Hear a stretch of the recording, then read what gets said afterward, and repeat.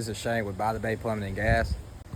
We just finished up the rough end on a tankless water heater.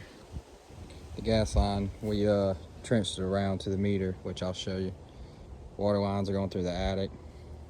Currently got air test on the gas line for the inspections. And you can see where we came up.